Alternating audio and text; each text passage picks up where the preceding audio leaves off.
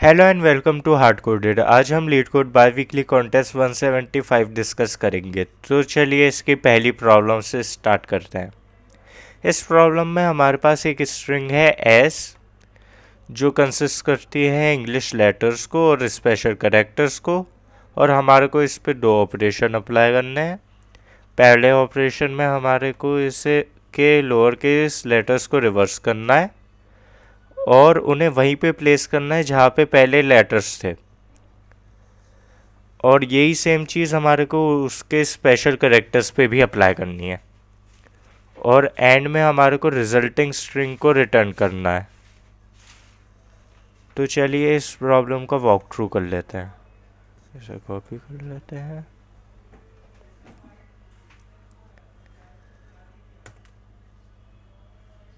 मान लीजिए ये हमारी स्ट्रिंग है एस, और मैं इस प्रॉब्लम को स्टैक के थ्रू सॉल्व दे करता हूँ, क्योंकि इस प्रॉब्लम को स्टैक के थ्रू सॉल्व करना बहुत आसान हो जाएगा। अब मैं स्टैक से सॉल्व करने के लिए इसको दो स्टैक बना लेता हूँ। पहले स्टैक में मैं स्टोर करूँगा स्पेशल कैरेक्टर्स, उसका नाम उस स्टैक का नाम मान लेते हैं एसपी है, और दूसरे स्टैक में मैं स्टोर करूँगा सारे के सारे लोअर केस लेटर्स, तो उसे एलसी मान लेते हैं। और जब मैं ये सारे स्टोर कर लूँगा तो अपना स्पेशल कैरेक्टर वाला कुछ ऐसा बन जाएगा। ये हैश एट द रेट और फिर ये, और एलसी हो जाएगा कुछ E B C D A F. तो अब हमारे दोनों स्टैक में हमने सारे एलिमेंट्स डाल लिए हैं। अब मैं ज़ीरो से आई फिर ज़ीरो से एन तक फिर से ट्रेवर्स करूँगा, और हर आई पे चेक करूँगा कि एस ऑफ आई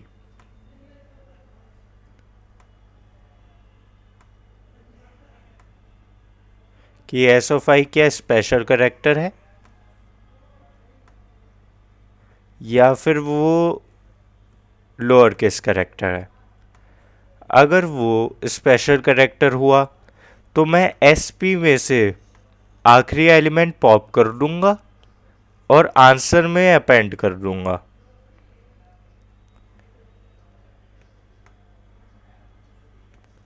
तो इस वाले इंडेक्स पे आप देख सकते हैं, मैं अगर आऊं तो ये वाला क्योंकि स्पेशल करेक्टर है, तो मैं एसपी में जाऊंगा, एसपी का आखिरी करेक्टर पॉप करूंगा, आंसर में जोड़ दूंगा, तो वो ऐसे हो जाएगा। और बाकी सेम यही चीज़ मैं इसके लिए भी करूंगा, लोअर केस लेटर के लिए, तो यहाँ पे एफ आ जाएगा, और ऐसे ही होता रहेगा। तो चलिए इस प्रॉब्लम को कोड करते हैं। तो मेरा एक है S P equals this, L C equals this. क्योंकि पाइथन में एरे और स्टैक दोनों सेम ही होता है, तो कुछ फ़र्क नहीं पड़ने वाला अगर मैं एरे यूज़ कर लेता हूँ। वो answer equals this for I in S S P dot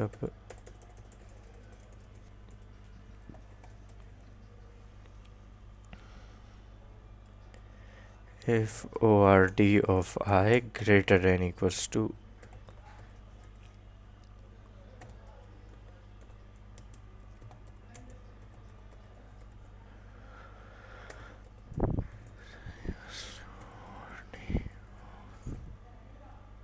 set, तो हमारा एलसी में अपेंड कर देंगे आई को, वरना एसपी में अपेंड कर देंगे।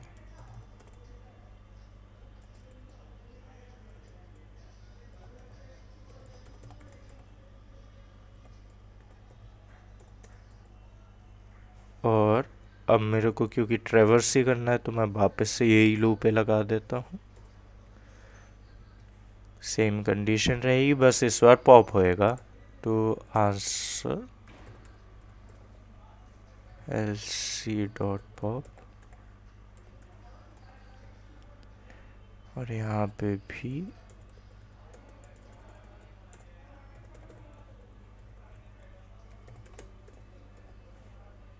अब रिटर्न कर देंगे आंसर को। आंसर तो रन करके देखते हैं। रन हो रहा है, चलिए सबमिट कर देते हैं इसे।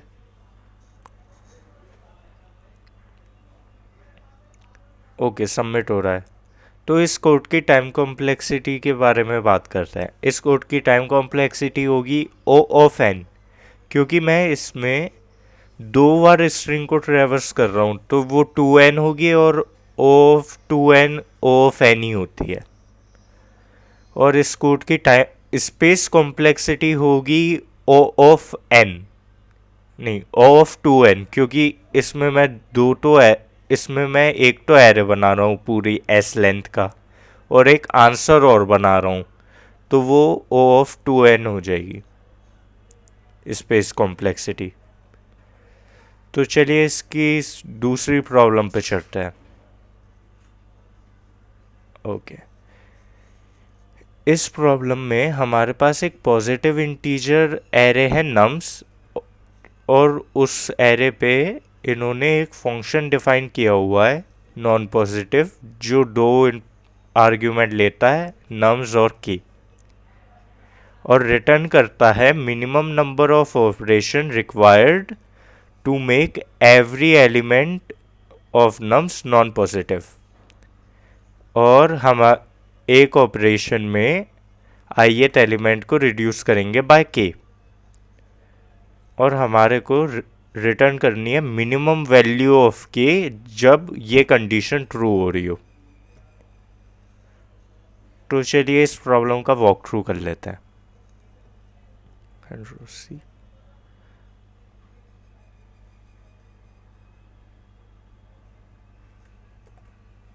तो ये हमारा नम्स हो गया। तो जैसा आप देख सकते हैं हमारा एरे है 3 7 5। तो चलिए मैं k की रेंज सोच लेता हूँ। मान लेते हैं k की रेंज है 1 से 15। 1 से 15, और मैंने यहाँ पे 1 से 15 ऐसे ली क्योंकि अगर मैं k इक्वल सम रख देता हूँ एरे का, k इक्वल सम रख देता हूँ एरे का, तो साफ सी बात है कि मैं हर एलिमेंट को एक ऑपरेशन में रिड्यूस कर दूंगा, और उसकी वजह से k स्क्वायर गारंटीड है बड़ा रहेगा। मतलब कि मैं ये कह रहा हूँ कि सम का स्क्वायर किसी एरे का उसके उसके लेंथ से हमेशा बड़ा रहेगा। लेकिन ये सिर्फ इसके कंस्ट्रेंट की वजह से हो रहा है, क्योंकि यहाँ पे मिनिमम वैल्यू 1 हो सकती है। खैर, तो वॉक थ्रू करता है। तो k की रेंज है 1 से 15, तो k इक्वल्स 1 पे ट्राई करके देखते हैं। तो अगर k 1 है तो इसे घटाने में 3 ऑपरेशन लगेंगे, इसमें 7 लगेंगे, और इसमें 5 ऑपरेशन लगेंगे, जिससे टोटल बैठ जाएगा 15। और क्योंकि 15 ग्रेटर होगा k स्क्वायर से, तो हम k इक्वल्स 1 नहीं ले सकते। अब k इक्वल्स टू 2 कर लेते हैं। तो k इक्वल्स 2, तो इसको घटाने में लगेंगे 2 ऑपरेशन, इसको 4, और 5 को घटाने में लगेंगे 3 ऑपरेशन। इसका सम होगा 9।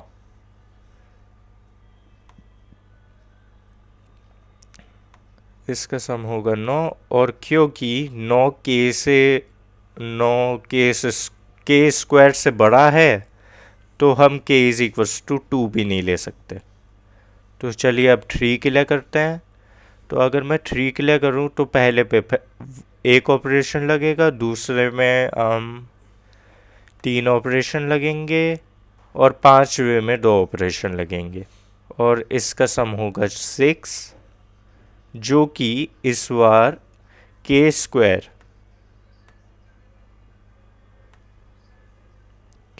जो 9 है उससे कम है। क्योंकि ये कम है तो मेरा k इक्वल्स 3 आंसर हो जाएगा।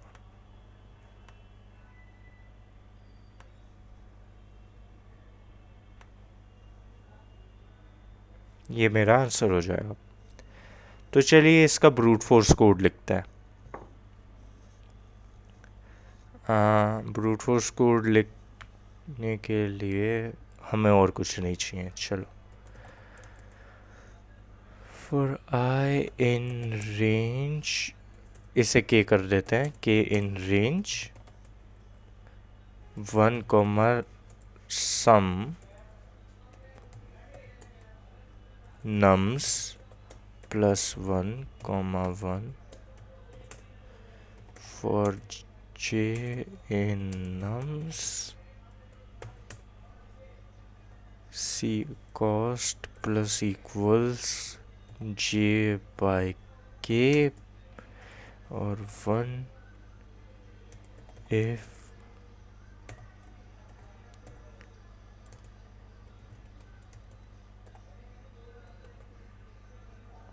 और यहाँ पे कॉस्ट इक्वल 0 ले लेते हैं।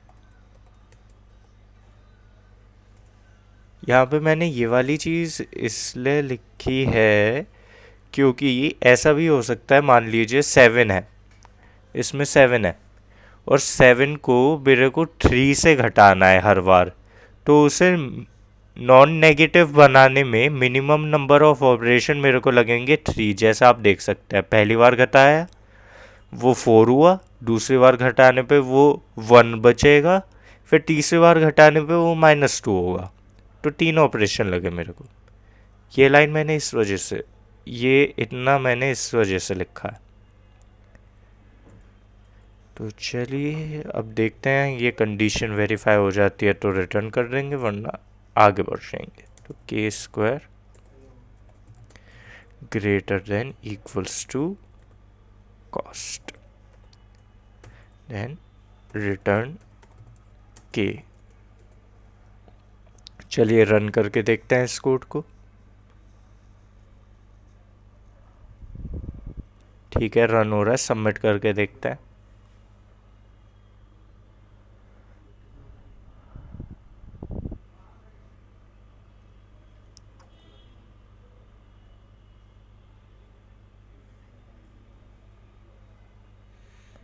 ठीक है, टाइम लिमिट एक्सीड आ गया। अब इस कोड पे टाइम लिमिट एक्सीड इस वजह से आया है क्योंकि इस कोड की टाइम कॉम्प्लेक्सिटी होगी sum of nums into len nums, और हम जैसे यहाँ पे देख सकते हैं लेंथ नम्स है 10⁵ और नम सेट आई मैक्सिमम 10⁵ हो सकता है। तो सम ऑफ नम्स मैक्सिमम 10⁻10 जा सकता है, और इसे अगर हम n से फिर से मल्टीप्लाई कर दे तो ये 10⁻15 चला जाएगा, जो कि पॉसिबल नहीं है। तो इस कोड को हमें ऑप्टिमाइज करना पड़ेगा। तो हमें ये पता है कि ये रेंज 10⁻10 तक जाएगी, तो क्या कुछ ऐसा हमें ये देखना पड़ेगा कि हम इस रेंज को छोटा कर पाए। और अगर मैं इस रेंज को ये कह दूं कि ये जो रेंज है मेरी, वो मैं 10⁵ तक कर दूंगा मैक्स टू मैक्स, तो भी ये चल जाएगा। और वो ऐसे क्योंकि मान लीजिए मेरे एरे है 10⁵ का। मेरा एक एरे है, गिवन एरे है जिसकी हर वैल्यू 10⁵ है, और उस एरे की लेंथ भी 10⁵ है। क्योंकि अब इस एरे की लेंथ भी 10⁵ है, तो इसका सम वो 10⁻10 आएगा।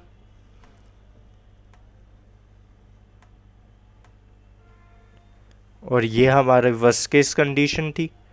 अब अगर मैं कहता हूँ कि मैं k इक्वल्स 10⁵ लूँगा, तो मेरे को इसके हर एलिमेंट को घटाने में एक ऑपरेशन लगेगा, तो टोटल नंबर ऑफ ऑपरेशन होगा है 10⁵ 10⁵। अब क्योंकि सारे टोटल नंबर ऑफ ऑपरेशन 10⁵ है और वो इससे गारंटी छोटा है, तो मैं ये पक्का कर सकता हूँ कि वर्स्ट केस में भी मेरे k की वैल्यू 10⁵ से ज़्यादा नहीं हो सकती। तो अब हमने यहाँ पे ये जो रेंज थी 1 से सम तक की,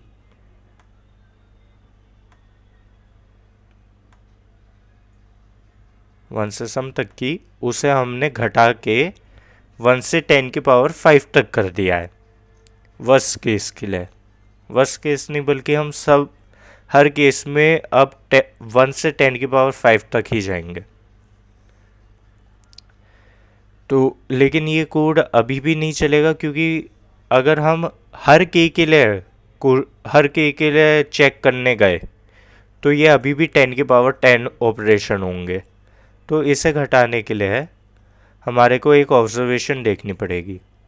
मान लीजिए मेरा के आई के बराबर है, आई एक इंटीजर है मेरी रेंज में, और मेरा एरे कुछ बहुत बड़ा सा है। अब मान लीजिए कि मेरे को k इज़ इक्वल्स टू आई पे जो मेरा एरे है उसके सारे एलिमेंट्स को नॉन पॉजिटिव करने में ऑपरेशन लग रहे हैं, मान लीजिए z। और अगर k स्क्वायर इस z से छोटा है, अगर k स्क्वायर इस z से छोटा है, तो मैं मान सकता हूँ कि अगर मैं k और छोटा लूँगा तो भी ये कंडीशन ट्रू नहीं होगी। मतलब कि जैसा हमने ऊपर देखा था, जब मैंने k1 लिया था तो भी हमारी कंडीशन फॉल्स हो रही थी, 2 लेने पे भी फॉल्स हो रही थी, 3 पे ट्रू थी वो कंडीशन, और उससे नीचे 2 पे फॉल्स थी, और 2 से नीचे हर पे वो कंडीशन फॉल्स थी। मतलब कि मैं इसमें कुछ बाइनरी सर्च जैसा सोच सकता हूँ, क्योंकि अगर k इज़ इक्वल्स टू आई नहीं चलेगा तो उससे पहले का भी नहीं चलेगा, जैसा कि हम यूजुअली बाइनरी सर्च में करते ही हैं। हमें वो वैसा सही कुछ करना है। तो यहाँ पे मैं अगर जो मेरी रेंज है 1 से 10⁵ तक, उस पे मैं बाइनरी सर्च लगा दूँ और फिर फाइंड करने की कोशिश करूं, तो अब ये मेरी कॉम्प्लेक्सिटी हो जाएगी 10⁻n log 10⁵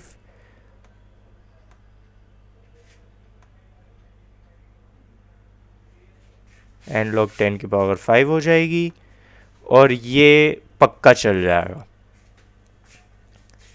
तो चलिए इस प्रॉब्लम को कोड करके देखते हैं। वो कंट्रोल प्लस z,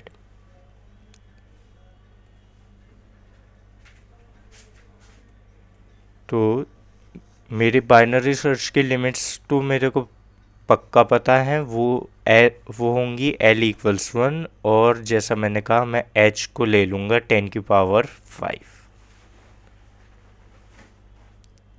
10⁵। वैसे फॉर सेफ्टी मैं यहाँ पे ये 10⁶ कर लेता हूँ, जिससे कि ये अगर 10⁵ पे ही चला जाए हमारा आंसर तो भी ये चल जाए। वैसे तो आप इसको ये भी कर सकते हैं +1, लेकिन हम यहाँ पे 6 लेंगे आसानी के लिए। तो अब ये थोड़ा सा और बढ़ जाएगा। अब ये 10⁵ की बजाय 10⁶ हो जाएगा, लेकिन उस पे भी n log n चल जाता है, तो चल जाएगा कोड। तो ये हो गया while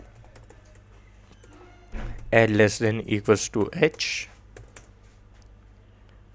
अब मेरे को यहाँ पे एक और बात बतानी थी आपको कि अगर मान लीजिए ये वाली k इज इक्वल्स टू आई पे ट्रू हो जाता है, मतलब कि k इज इक्वल्स टू आई पे k स्क्वायर z से बड़ा हो जाता है, और जहाँ पे z मेरा है number of operation required to make every element non positive, तो अगर ये कंडीशन ट्रू हो जाती है तो मेरे को अपने मैक्सिमम को घटाना है, क्योंकि मेरे को k की मिनिमम वैल्यू चाहिए।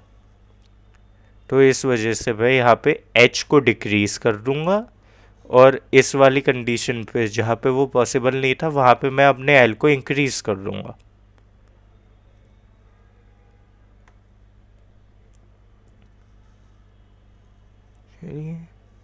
Mid equals l plus h by 2। अब यहाँ पे हमारे को एक फंक्शन भी बनाना पड़ेगा जो चेक करे कि हमारा अगर k ये है तो क्या ये पॉसिबल है k। तो उसके लिए हम बना लेते हैं डेफाइन, और नम्स की जगह एरे कर लेते हैं, एरे कॉमा आई, और इस पे हमें सेम लूप लगानी है जो हमने पहले लगाई थी चेक करने के लिए। तो cost equal 0 for I in array colon cost plus equals I by K plus, इसे के कर देते हैं आसानी के लिए, K plus 1 if I percent k else 0, और रिटर्न कर देंगे हम यहाँ पे कि ये कंडीशन ट्रू हो रही है कि नहीं, ये वाली कंडीशन। तो ये हो जाएगा k into K, k into K greater than equals to cost. हम यहाँ पे ये रिटर्न कर देंगे। तो अब जैसा मैंने कहा, if find on nums comma mid, अगर ये ट्रू हो जाता है तो हमारा आंसर हो जाएगा करंट मिड, और हमारा h हम घटा देंगे, h इक्वल्स मिड -1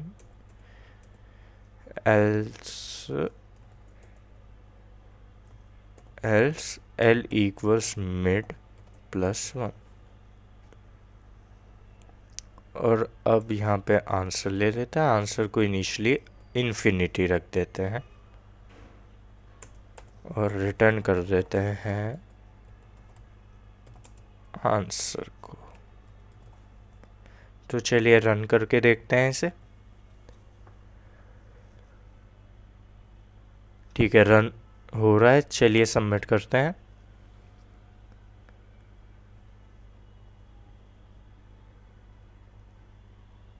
ठीक है, सबमिट हो गया।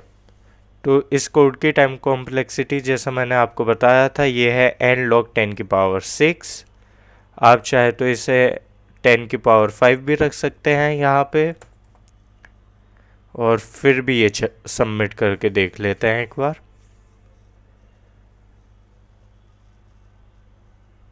ठीक है, ये अभी भी सबमिट हो गया। तो आप इसको 10⁵ भी रख सकते थे। तो ये n log n ही हुआ एक तरीके से। तो चलिए अब इस कॉन्टेस्ट की तीसरी प्रॉब्लम पे चलते हैं। ओके ओके, चलो। तो इसमें हमारे पास एक इंटीजर एरे है नम्स, और हमारे को इसका लॉन्गेस्ट स्ट्रिक्टली इंक्रीजिंग सब सीक्वेंस बताना है, लेकिन इस बार उस सब सीक्वेंस के सभी एलिमेंट्स का बिटवाइज एंड नॉन ज़ीरो होना चाहिए। तो चलिए इस क्लियर को तो चलिए इस प्रॉब्लम का वॉक थ्रू कर लेते हैं। हम एक कॉपी कर लिया और इधर पेस्ट। तो जैसा आप देख सकते हैं हमारा एरे है ये, और अब मैं अगर इसमें सभी इंटीजरों को उनकी बाइनरी फॉर्म में लिख दूं, तो वो 5 का होगा 1 0 1, 4 का होगा 1 0 0, और ऐसे ही होगा 7 के लिए, वो होगा 1 1 1। एक मिनट, हाँ, 1 1 1। तो अब हमारा बिटवाइज एंड निकालना इसके लिए आसान हो जाएगा। बिटवाइज एंड निकालना आसान हो जाएगा। तो अगर मैं ये वाला इंक्रीजिंग सब सीक्वेंस कंसीडर करूं जिसमें मेरे पास 5 है और 7 है, तो इधर हम देख सकते हैं कि इसमें 5 और 7 में ये वाली बिट और ये वाली बिट कॉमन है, तो इसका bitwise and definitely greater than 0 होगा।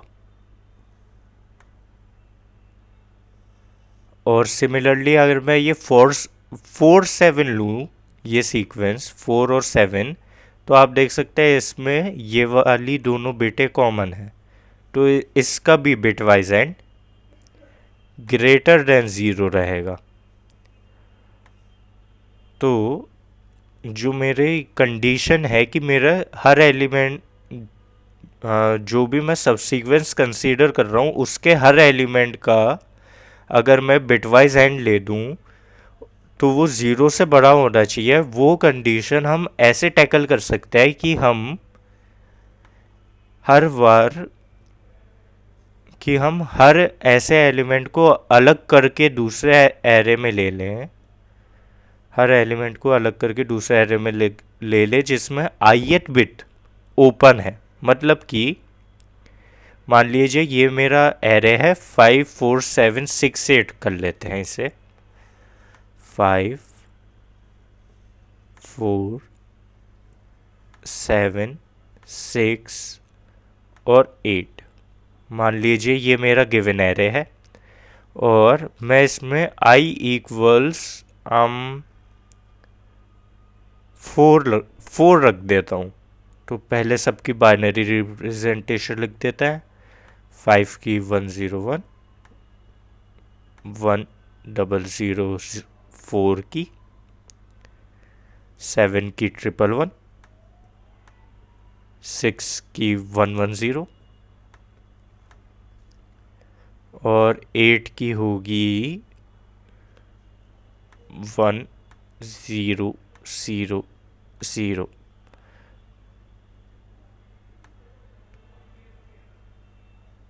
ठीक है, तो ये हो गया हमारा बाइनरी रिप्रेजेंटेशन पूरे एरे का। अब मैंने कहा है कि मैं हर उस एलिमेंट को अलग कर लूँगा जिसकी 4th बिट ओपन है।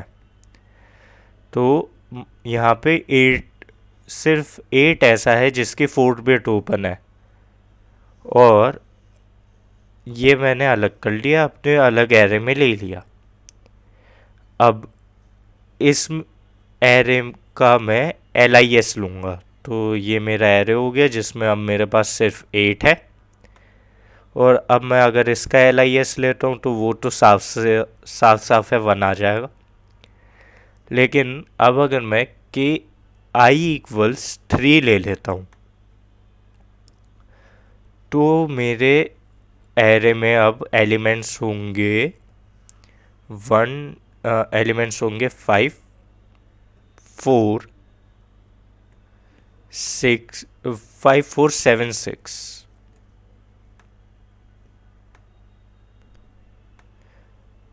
5 4 7 एक मिनट 5 4 7 6। और याद रखिए कि हमारे को ये जो रिलेटिव सीक्वेंस है इनका वो चेंज नहीं करना है। हमारे को बस हर वो एलिमेंट अपने एक दूसरे एरे में स्टोर कर देना है जिसमें भी i8 बिट ओपन है। तो हमने ये वाला एरे एक्सट्रैक्ट कर लिया है, रिलेटिव सीक्वेंस इसमें प्रिजर्व्ड है। और अब अगर हम इस एरे पे LIS लगा दें, इस एरे पे LIS लगा दें और इसका, और ऐसे ही हर बिट के लिए हम यही सेम चीज़ करते रहें, तो हर इन सारे LIS में से, मान लीजिए मैं इन्हें नाम दे देता हूँ, मैं इनके लिए एरे बना लेता हूँ LIS, और इसमें सारे स्टोर होंगे LIS हर एरे के लिए, हर उस एरे के लिए हर एरे के लिए मान लीजिए। तो वो हो गया कुछ ऐसे, ये 3 है तो LIS फॉर दिस एरे ये होगा 5, इसकी अभी भी लेंथ 2 ही रहेगी, तो LIS फॉर 3 ये 2 हो जाएगा, और LIS फॉर 4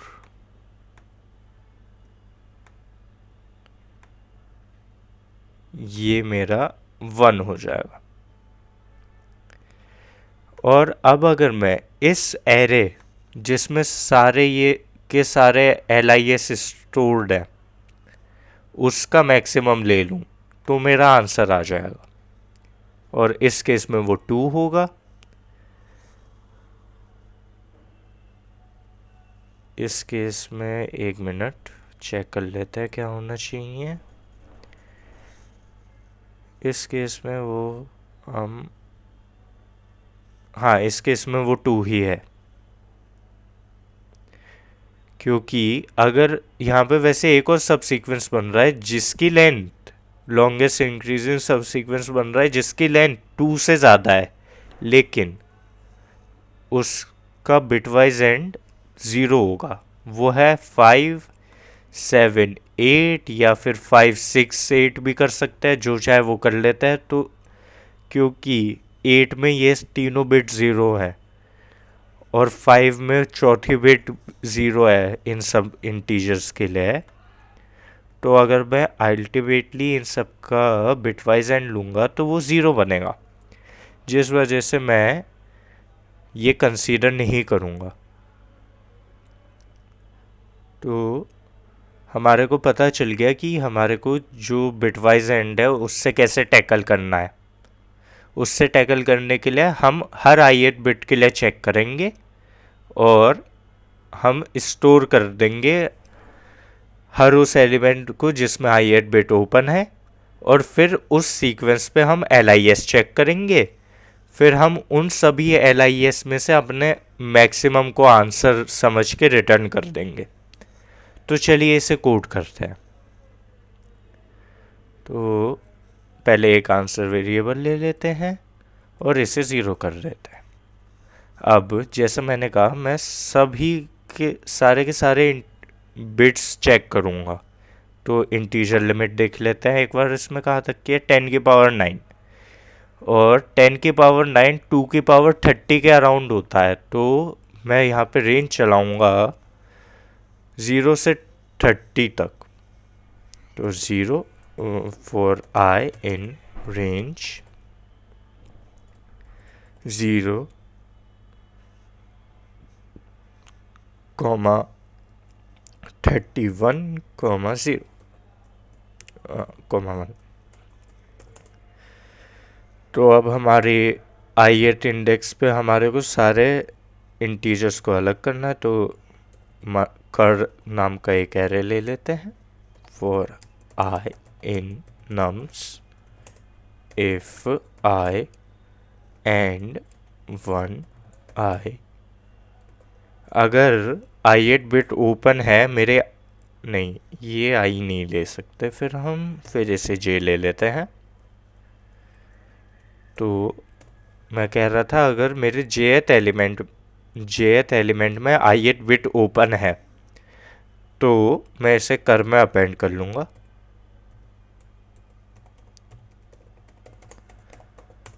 और अब मेरे पास मेरा पूरा एरे आ गया है। अब मेरे को इस पे LIS फाइंड करना है, लेकिन क्योंकि ये जो है 10⁵ है नम्स की लेंथ, तो वर्स्ट केस में ऐसा भी हो सकता है कि मैं कोई ith बिट सेलेक्ट करूं और उसके लिए पूरा का पूरा नम्स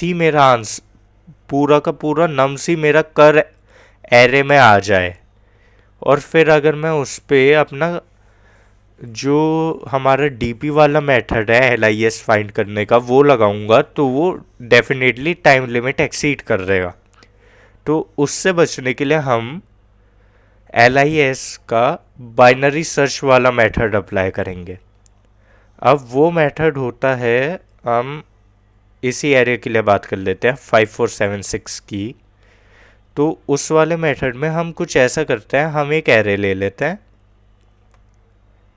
और उसमें हम सबसे पहला एलिमेंट डाल देते हैं एरे का। तो मेरा करंटली जो एरे है वो है 5, एक मिनट, 5476।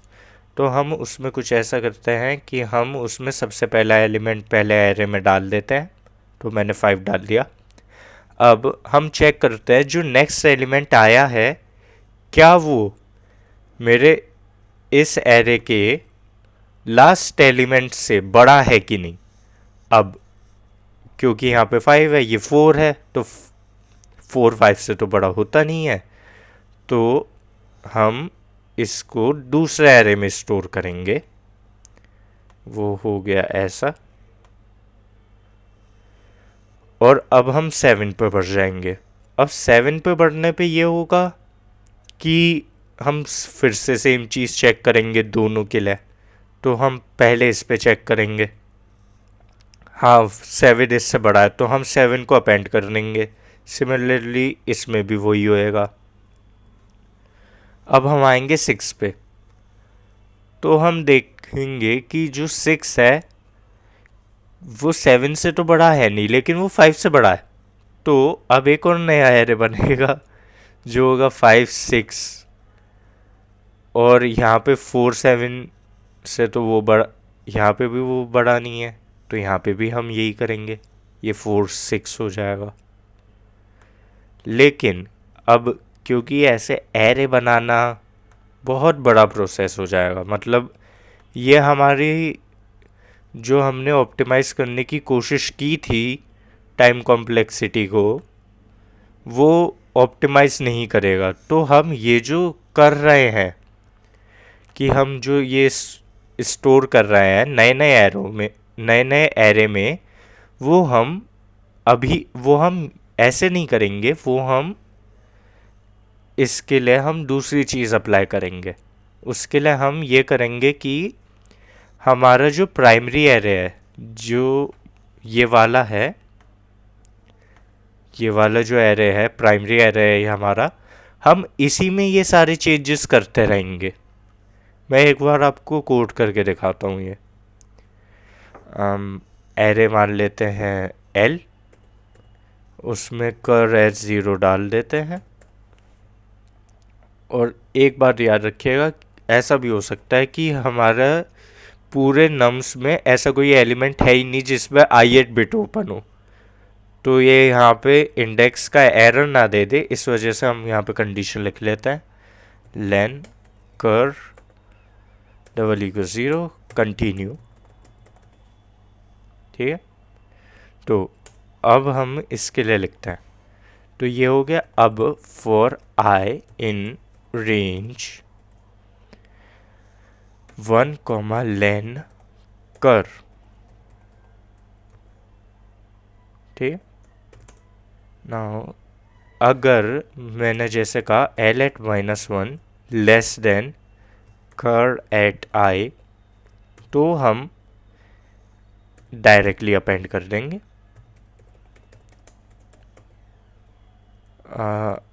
कर एट आई को अपेंड कर देंगे,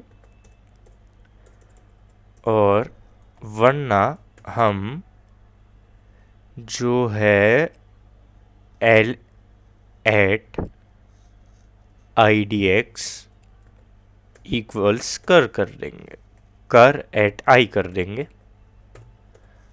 अब मैं आपको ये वाली लाइन मैंने क्यों लिखी है वो बताता हूँ। ये वाली लाइन मैंने इसलिए रखी है, जैसा मैंने आपको यहाँ पे बताया था कि जो मेरा मैं काम कर रहा हूँ मल्टीपल एरे बनाने का, वो ना करके मैं इसी एरे में वो वाली वैल्यू को चेंज कर दूंगा। तो मतलब कि जैसा हमें पता है, ये जो 5 4 मतलब हमारा करंट एरे मान लीजिए 5 था, फिर 4 आया क्योंकि 4 इससे छोटा है, और हमने इस पे बाइनरी सर्च किया है, तो 4 इधर पॉइंट करेगा, 4 का पॉइंटर मतलब इससे छोटा है, तो मैं इसको 4 कर दूंगा और अब मैं आगे चला जाऊंगा। आगे 7 आया, क्योंकि 7 इससे बड़ा है तो मैं 7 यहीं पे ले दूंगा और मेरा करंट एरे हो जाएगा 4 7। एक सेकेंड, 4 7 हो जाएगा। और जब 6 आएगा, क्योंकि 6 7 से तो छोटा है लेकिन इससे बड़ा है, तो वो अभी भी इसी पर पॉइंट कर रहा होगा, और मैं इसे 6 कर दूंगा।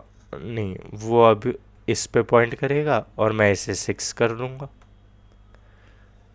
तो अभी भी मेरा ये एक LISC बना हुआ है, और मेरे को क्योंकि इसकी सिर्फ लेंथ देनी है ना, LIS की मेरे को लेंथ देनी, LIS की मेरे को सिर्फ लेंथ देनी है, क्योंकि LIS की मेरे को सिर्फ लेंथ देनी है, तो मेरे को बिल्कुल फ़र्क नहीं पड़ेगा कि मैं कौन सा वाला सब सीक्वेंस ले रहा हूँ उसके लिए। तो इधर ये लिखा। अब मैं यहाँ पे IDX को बाइसेक्ट डॉट बाइसेक्ट लेफ्ट कर दूंगा, और इसमें मैं L डाल दूंगा और करेक्ट आई डाल दूंगा, और मैं बाद में ये कर दूंगा एंड में मैं answer equals max of answer comma lane L कर दूंगा और रिटर्न कर दूंगा आंसर को। चलिए इसे रन करके देखते हैं। ठीक है, यहाँ पे एरर आ रहा है। ओके, यहाँ पे एरर आ रहा है, तो चलिए एक बार प्रिंट करके देख लेते हैं कि हमारा एल क्या है, कर क्या है, ये सब प्रिंट करके देख लेते हैं। एक मिनट। तो अब मैं एल एट -1 लिख दिया मैंने, यहाँ पे ये गड़बड़ है। ये एल एट ये एल में डायरेक्ट अपेंड करना था मेरे को। ठीक है, अब रन करके देखते हैं, अभी भी सेम एरर आ रहा है। ओके,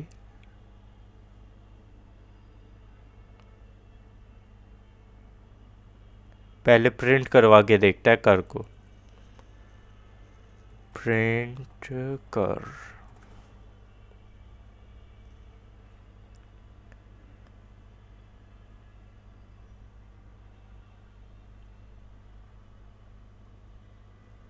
कर 0 0, कर में 0 0 आया। एक मिनट, बट 0 तो है ही नहीं। ओके, यहाँ पे आई नहीं, मेरे को जे लिखना था, ये गड़बड़ थी। तो रन करके देखता है फिर से इसे। ठीक है, रन हो रहा है। अब इस प्रिंट स्टेटमेंट को हटा देते हैं, फिर से रन करके देख लेते हैं और कोई प्रिंट स्टेटमेंट तो नहीं है। नहीं है, ठीक है, सबमिट करते हैं।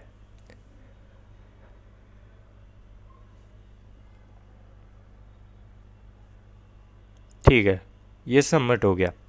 तो चलिए इस कोड की टाइम कॉम्प्लेक्सिटी की बात कर लेते हैं। तो मैं यहाँ पे ये जो है 30 बार चला रहा हूँ, और यहाँ पे ये जो कोड है इसकी time complexity max to max n log n होगी। तो ये हो जाएगा 30 n log n, जो कि अप्रोक्सीमेटली, क्योंकि यहाँ पे n की वैल्यू हम 10⁵ है, तो ये n log स्क्वायर n के बराबर हो जाएगा। मतलब कि ये चल जाएगा, 30 n log n ये सब चल जाते हैं अगर हमारे पास, अगर हम 10⁵ पे यूज़ कर रहे हैं